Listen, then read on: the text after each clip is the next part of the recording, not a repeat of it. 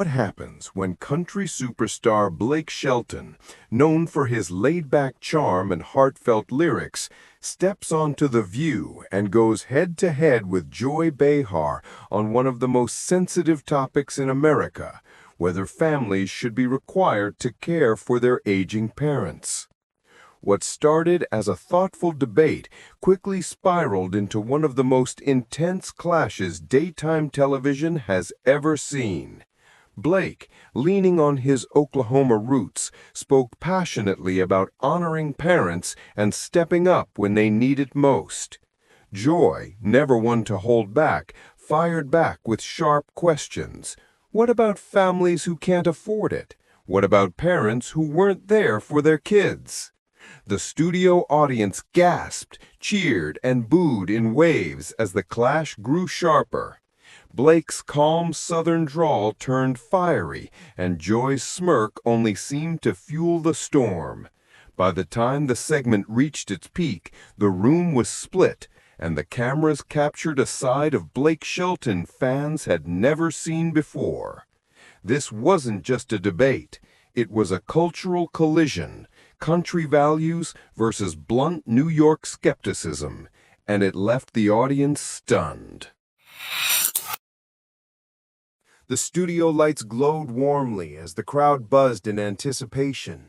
Blake Shelton, tall and relaxed in a denim jacket and boots, leaned back in his chair, flashing that familiar grin.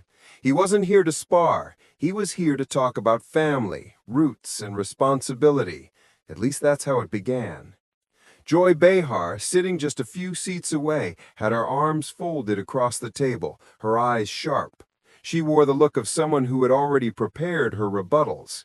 To her, this wasn't a sing-along moment with a country star. This was a chance to ask hard questions.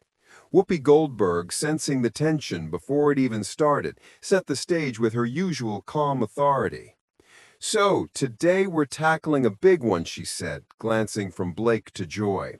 "We all know it's personal, it's emotional, and it's complicated." The audience clapped politely, some nodding, others murmuring already. Everyone could feel the weight of the subject. Blake leaned forward, his voice soft but steady. "I'll just say this. I grew up in Oklahoma, and in my world, taking care of your folks isn't an option. It's what you do. When my dad got older, when he was struggling, I didn't think twice about being there. You stand by the people who raised you, period." The crowd responded with cheers and applause. Many older viewers in the audience beamed, nodding in agreement. Blake's charm was magnetic, his sincerity disarming. But Joy wasn't nodding. She tilted her head and smirked, waiting for the applause to die down. "That's sweet, Blake, really. But what about people who can't afford to take care of their parents? Not everyone's a millionaire with tour money. Some folks are already working 2 jobs just to survive. You telling them they should feel guilty because they can't move mom or dad into their 1-bedroom apartment?" The audience let out a collective gasp. Some laughed nervously at Joy's blunt delivery, while others booed. Blake straightened in his chair, the grin slipping slightly. He clasped his hands on the table, his voice firm but polite. "Joy, this ain't about guilt trips or bank accounts. It's about values. You don't need money to sit with your mom when she's sick. You don't need a mansion to show up for your dad when he can't drive anymore. Caring doesn't always mean writing checks. It means being present." The applause swelled again, this time louder, many in the audience shouting yes and clapping vigorously. Joy leaned back, unfazed.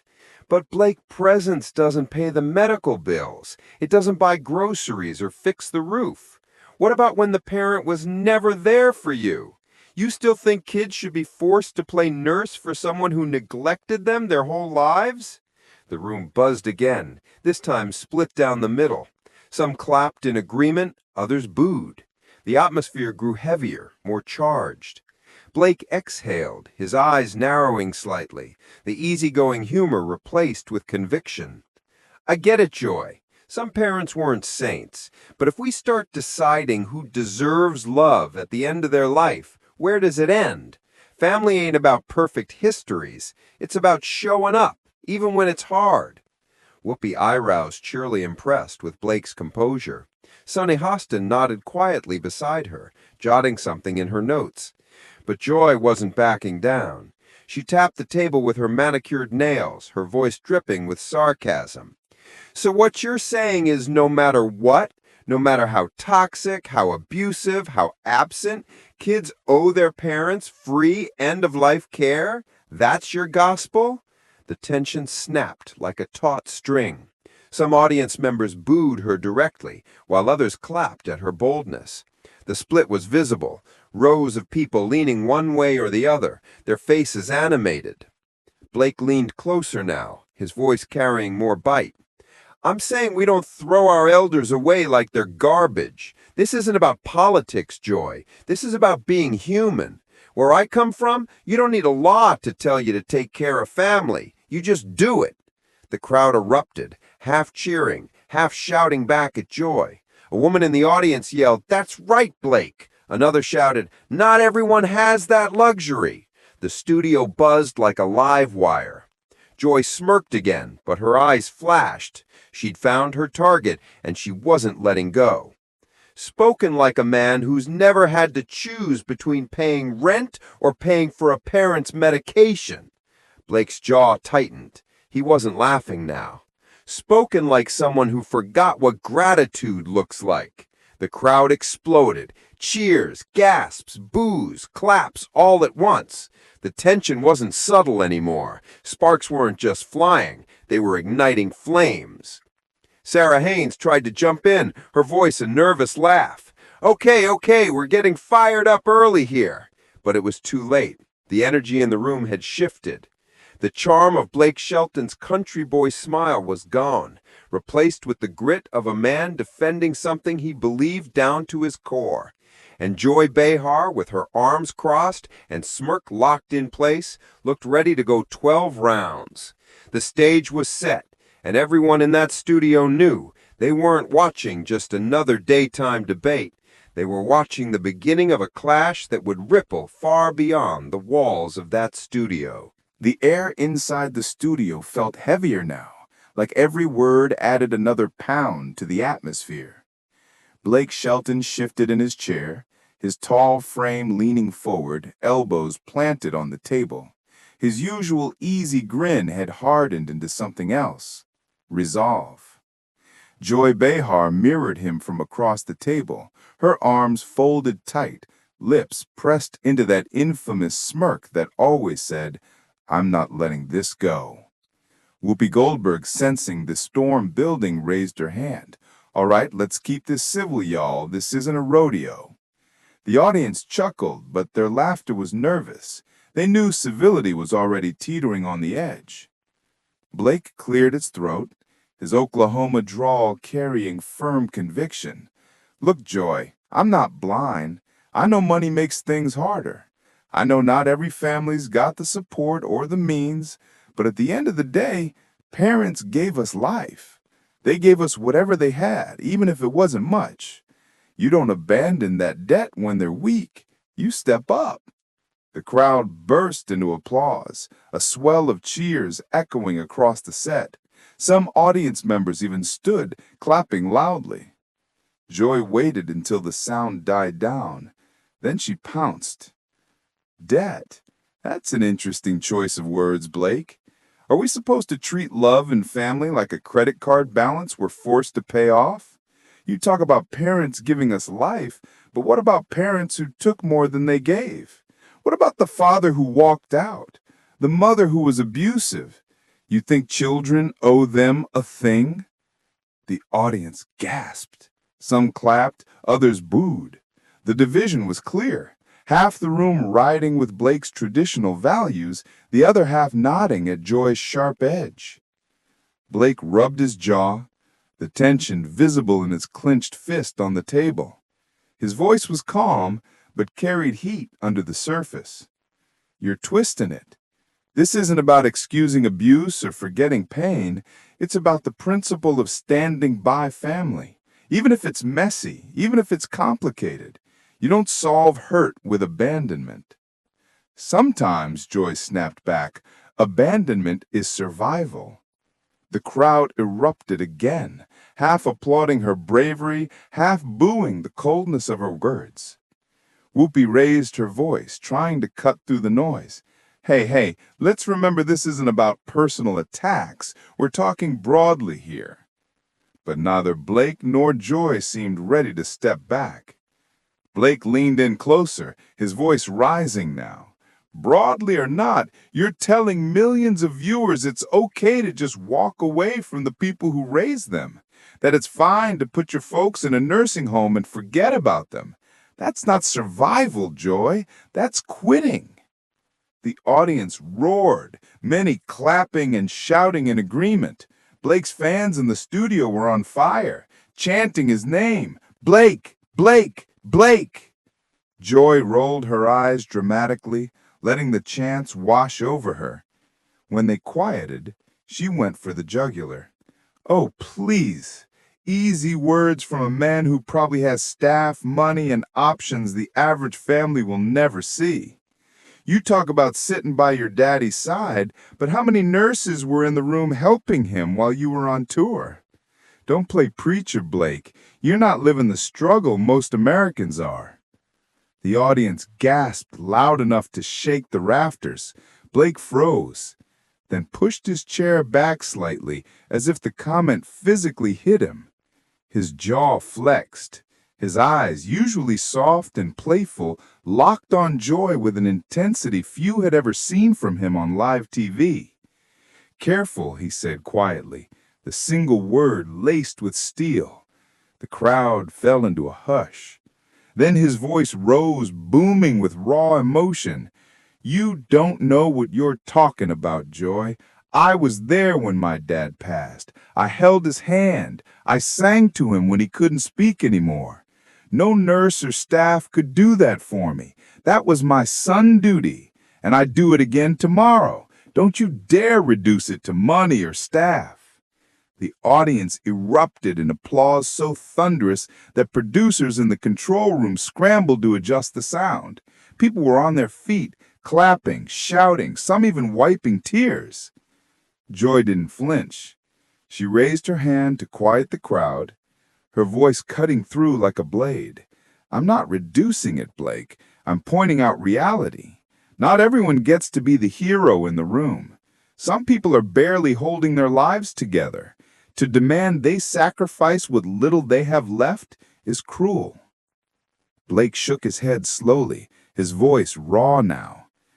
You call it cruel, I call it love. That's the difference between us. The studio fell silent for a long moment, the words hanging in the air like smoke. Then the audience split again, half applauding Blake's conviction, half clapping at Joy's sharp honesty. The clash wasn't just heating up, it was reaching a boil, and everyone in that studio could feel it. The tension had shifted from sparks to flames. The next words would either burn it down completely or ignite something unforgettable. The studio was buzzing like a beehive after Joy's last jab, but Blake Shelton didn't jump back with another sharp line. Instead, he took a long breath, his shoulders rising and falling slowly. His eyes softened, the fire still there, but redirected now. He leaned closer to the mic, his voice lower, more deliberate. You know, Joy, you're right about one thing. Not everybody gets to be a hero. Not everybody has the money, or the time, or the help. But let me tell you why I can't sit here and say kids should have a pass to walk away. The audience leaned in, sensing a turn. Even Joy shifted slightly in her chair, curiosity flickering across her face despite herself. Blake clasped his hands together, staring down for a moment before lifting his gaze. When my dad was sick, I was touring. I was making records, on the road more days than not. I wasn't there all the time, and that tore me up. I'd fly home when I could. I'd sit with him, sing to him, just be there. And I tell you, it wasn't the money, it wasn't the nurses, It wasn't the medicine that mattered in those moments. It was him knowing his boy hadn't forgotten him. The room grew still. You could hear a pin drop. Blake's voice cracked slightly, the Oklahoma drawl trembling at the edges. There was one night, I'll never forget it. He was too weak to talk, but he grabbed my hand and squeezed it. Just once. That was it. That squeeze told me everything. Thank you. I know you're here. If I'd chosen my career over that moment, if I'd said, well, someone else can handle it, I'd never forgive myself. The audience erupted into a mixture of claps and sniffles. Several people were visibly emotional, wiping their eyes.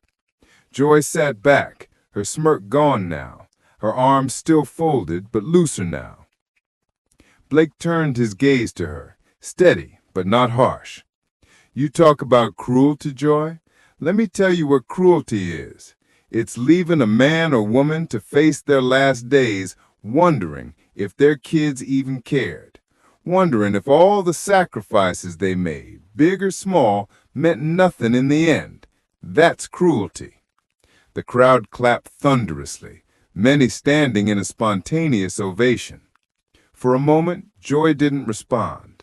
Her usual quick tongue hesitated as she absorbed the weight of Blake's words. But she wasn't one to back down completely. She leaned forward again, her tone quieter now, but still pointed.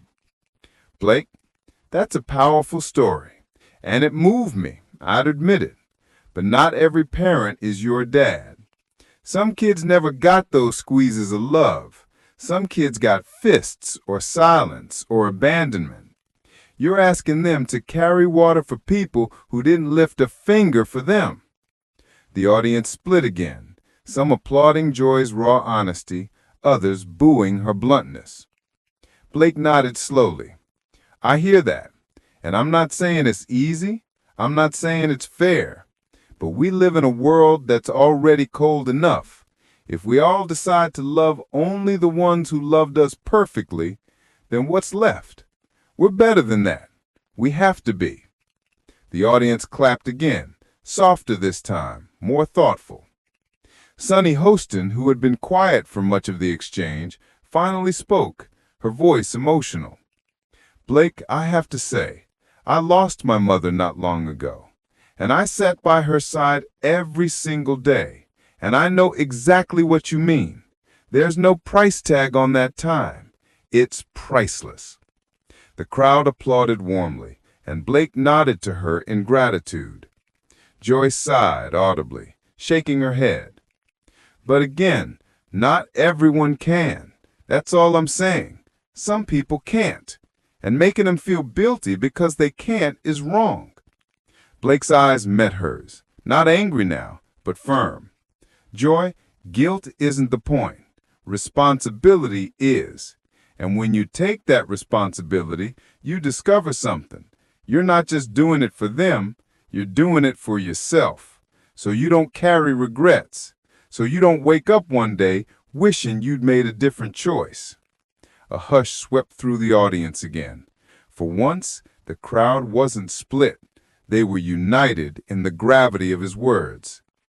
Whoopi leaned forward, breaking the silence with a thoughtful nod. You know, this is the first time on this show in a long while where I feel like we're talking about the core of who we are as people. Family, duty, forgiveness. It's messy, but it matters. The audience clapped again, slower, more deliberate. Blake's voice dropped even softer now, almost a whisper. At the end of the day, we all want the same thing when it's our time, to not be alone, to know someone cared enough to stay. The room was silent. Even Joy's usual witty retort hung unsaid in the air. The emotional flashpoint had landed, and it left everyone, including Joy, sitting in its echo. The studio felt heavier now. The laughter that had greeted Blake Shelton at the start of the show was a memory. What hung in the air instead was a kind of tension that viewers could feel even through their TV screens. Joy leaned in, her chin lifted, and Blake leaned back, crossing his arms, his jaw tight. The polite boundaries had already cracked. Now they were about to shatter. "Blake," Joy said, her voice sharp, "your entire argument rests on nostalgia. You want people to cling to traditions because it makes you feel comfortable. But comfort doesn't pay bills. Comfort doesn't solve the fact that millions of families are already drowning." Blake shook his head slowly, letting out a small laugh that wasn't amused.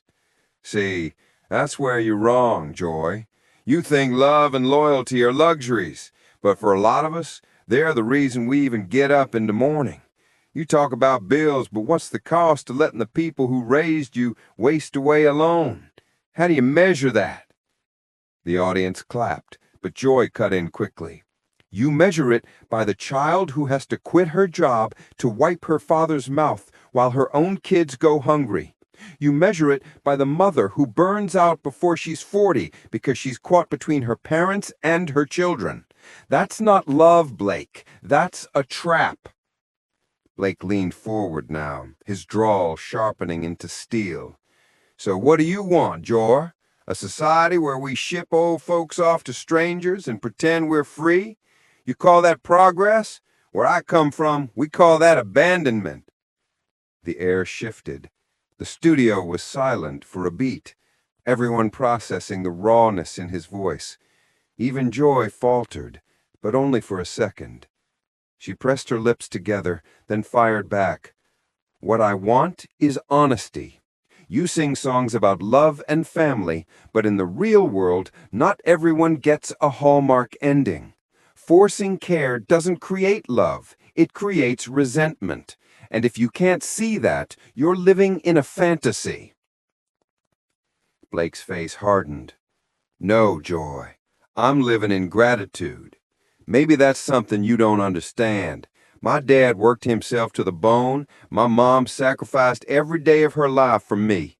If the time comes that they need me, you can bet I'll be there. No questions asked. That's not a fantasy. That's a debt of the heart." The audience erupted in applause.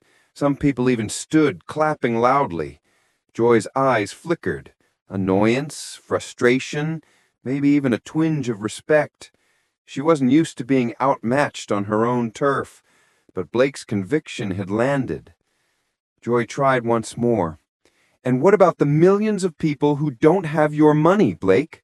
What about the single mom working 2 jobs who can't afford to quit?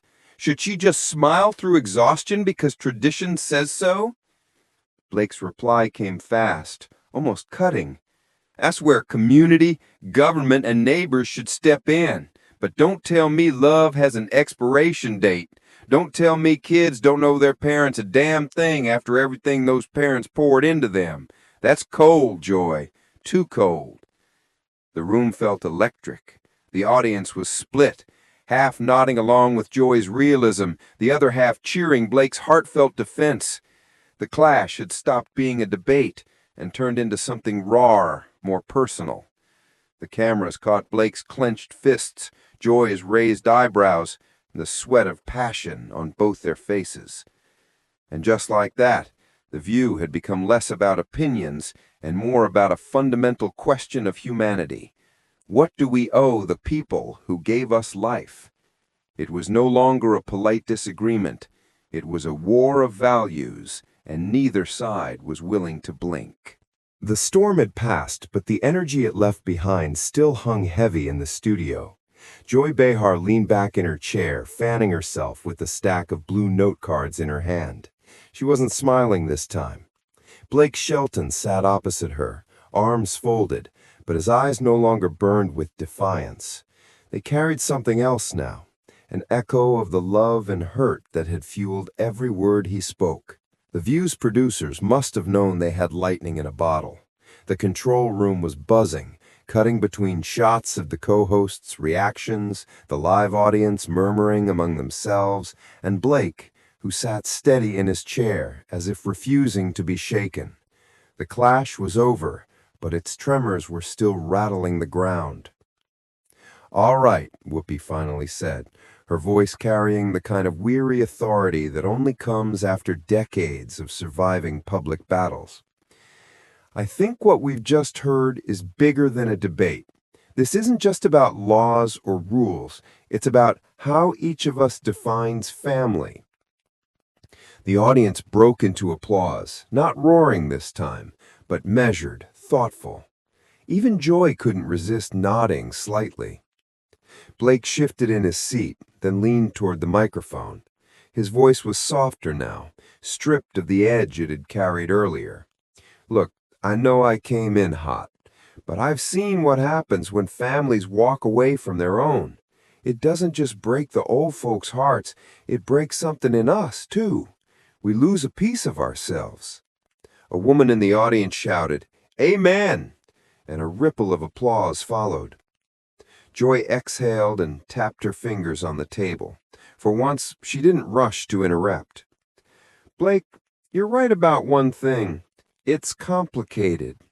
Maybe I sound cold, but I've seen the other side. The daughter who sacrifices everything, the son who can't escape debt because he's paying for care. Love doesn't always erase the burden. That's real too." Her voice, for the first time, carried something like vulnerability. The crowd grew quiet, sensing a moment that didn't often happen on daytime television. Two people admitting their wounds were real. Blake turned his head toward her, and for the first time all afternoon, he smiled faintly. "Maybe we're both fighting for the same thing, Joy, just from different roads. You don't want people crushed by the weight of caring, and I don't want people to forget the worth of it. Maybe we need both truths to build something that works." The silence that followed was powerful. It wasn't defeat or concession, it was recognition. Sonny Hostin leaned forward, her lawyer's precision cutting into the quiet. "What this really shows us is that policy without compassion fails, and compassion without policy fails too. Families need help, yes, but they also need love. If we can't give them both, we're always going to be at war about this." The audience clapped, longer and steadier this time. The tension was beginning to ease, replaced by a shared sense of having witnessed something raw and honest. Joy glanced at Blake again, and her eyes softened just enough to show that beneath the sparring she'd heard him. "Well, Blake, you held your ground.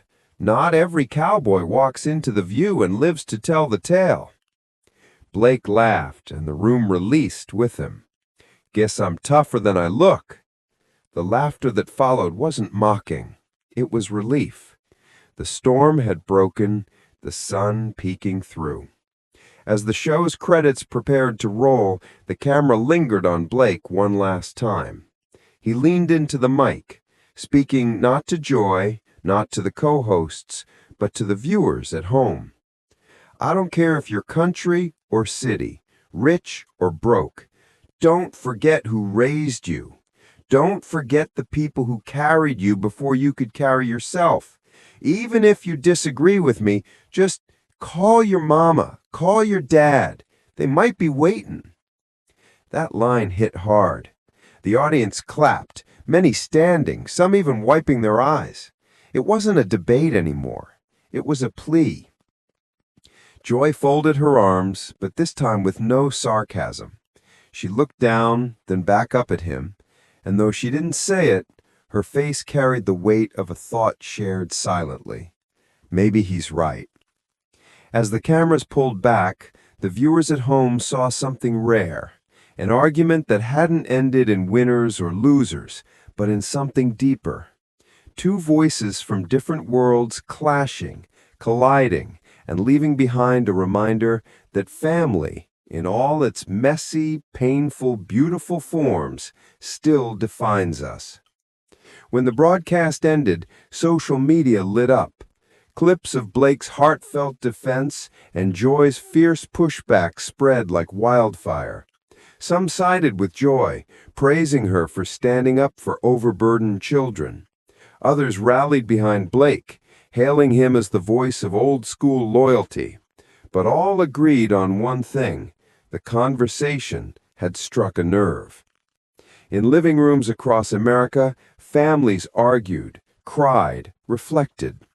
Parents turned to children, children to parents. The debate had escaped the studio and entered kitchens and dining tables everywhere. That was the real legacy of this clash. Not the applause, not the rating spike, not the memes sure to flood Twitter, but the quiet moments it sparked when a daughter picked up the phone to call her father, or when a son promised himself he'd visit his mom more often. The View had always thrived on heated arguments, but this had been different. This had been a reminder that beneath all the noise, some conversations still matter more than the fight.